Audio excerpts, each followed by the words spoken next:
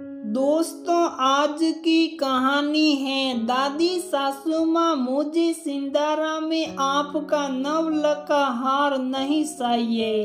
दोस्तों, कहानी शुरू करने से पहले अगर आपने हमारे चैनल को सब्सक्राइब नहीं किया है तो सब्सक्राइब कर लीजिए ताकि आपके पास पहुंचे हर नया वीडियो। ससुराल में पहली रसोई ये सोच स्निग्धा के हाथ पाव फूल रहे थे। पढ़ाई लिखाई के चक्कर में रसोई में पाव तक नहीं रखे। फिर अचानक से रोहन से प्यार और शादी माँ कहती रही, लेकिन हर बार को हंसी में टाल दिया। आज शादी कर ससुराल में आ तो गई, उसे क्या पता था कि रोहन के संयुक्त परिवार ना होते। वे भी संयुक्त परिवार ही सब अलग रहते, लेकिन शादी के लिए लोग विदेशों से भी आ गए थे। कितनी सहल पहल की देखकर घबरा गई स्निग्धा। कानपुर वाली दादी ने तो अपनी तेजी पहले ही दिन दिखा दिया। जब पैर सुकर उठी तो वो ऐसे चिल्लाई जैसे स्निग्धा ने उनके पैर काट लिए। हाय दैया, बहू के माँ ने इसे पैर छूना भी नहीं सिखाया। एक बार ही पैर सुकर खड़ी हो गई लाट की तरह। काकी बहू शहर में पाली बड़ी है ना, नहीं जानती पैर को 5 बार सुकर आशीर्वाद लिया जाता है। अपनी सासू माँ के मुंह से सुनते ही स्निग्धा फिर झुक गई। काकी के शरण कमलों में 5 बार पैर छुए तो आशीर्वाद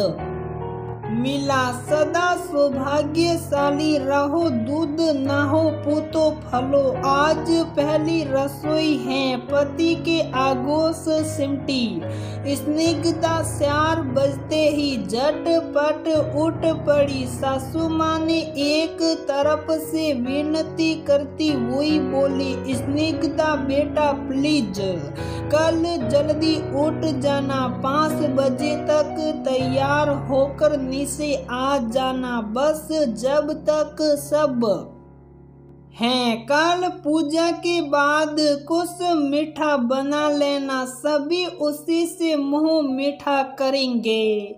स्निग्धा उठी, झटपट नहा धोकर तैयार होकर पहुंची। रसोई के सामने गई तो सासू माँ उसे देख मुस्कुरा उठी।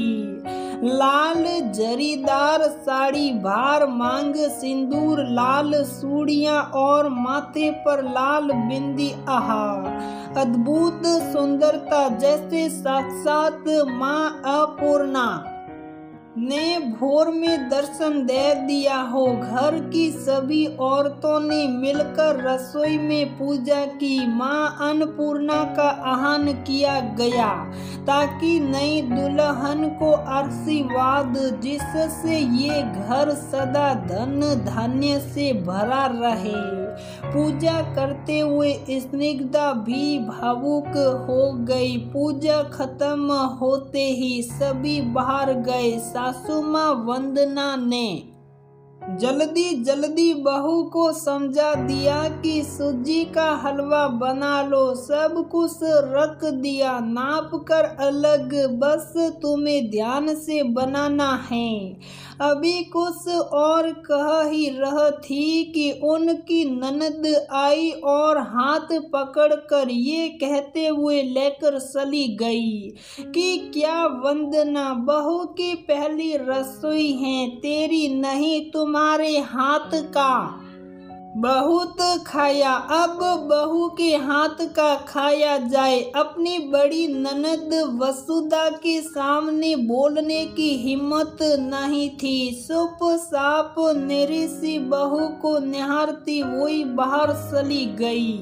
वसुधा दीदी बहू रसोई में हलवा बना रही है, मैं जरा ऊपर भंडार घर की सफाई करा लूं, कहते हुए राधा का हाथ थामा और चली गई। हाँ हाँ वंदना, जाओ तुम अपना काम देखो, बहू कर ही लेगी, कहते हुए वसुधा जी लग गई अपने काकी और मौसी बुआ से बात करने में। इधर स्निग्धा यूट्यूब पर देखकर सूजी का हलवा बना रही थी। सब कुछ अच्छा जा रहा था कि नेटवर्क चला गया।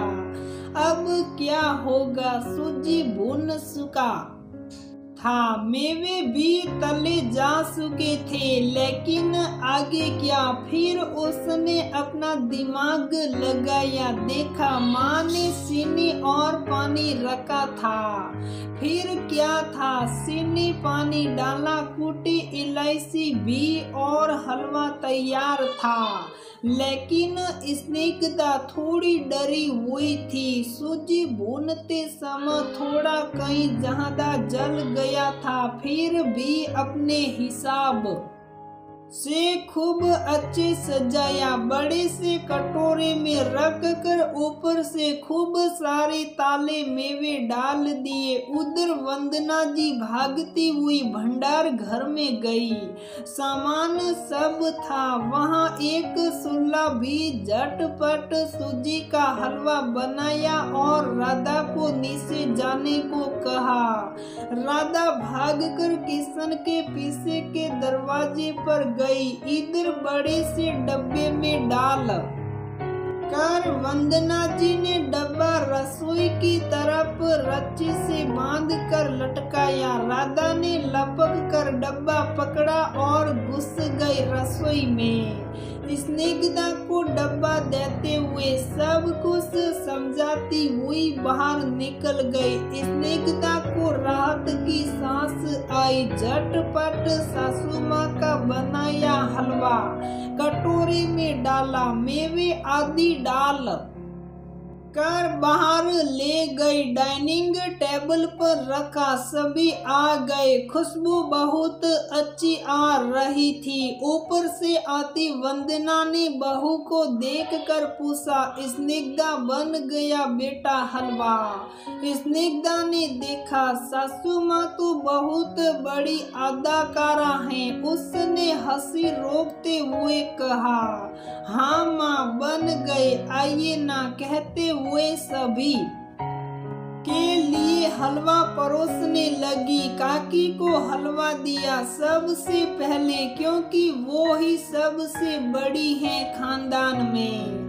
हलवा का एक निवाला मुंह में रखते ही कटोरी टेबल पर रख स्निग्धा को उंगली के इशारे से बुलाया। स्निग्धा गई तो उसके हाथ अपने हाथों में लेकर चूम लिया। फिर आंखों में आंसू आ गए और बोल पड़ी, सचमुच तू तो अन्नपूर्णा की अवतार है रे। बहुत स्वाद है तेरे हाथों में। मेरे परिवार में एक और अन्नपूर्णा और लक्ष्मी का स्वागत है। काकी के कल के कटु बोल से डरी स्निग्धा ये मीठे आशीष से अभिचिंतित बोल सुन भावुक हो उठी। साथ में मन में गलानी भी भार उठा, आंखों में आंसू आ गए। तभी काकी ने अपने खानदानी नवलखा हार बहू के हाथों में धर दिया।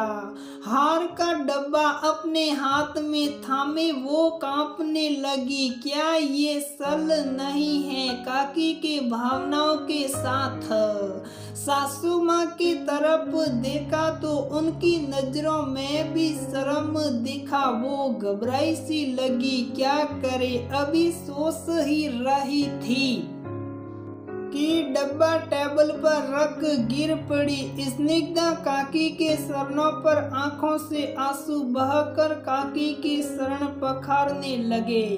क्या हुआ बहुरिया, इतनी भावुक क्यों है बिटिया? उठ, तेरा स्थान तो मेरे हृदय में है ना बिटिया।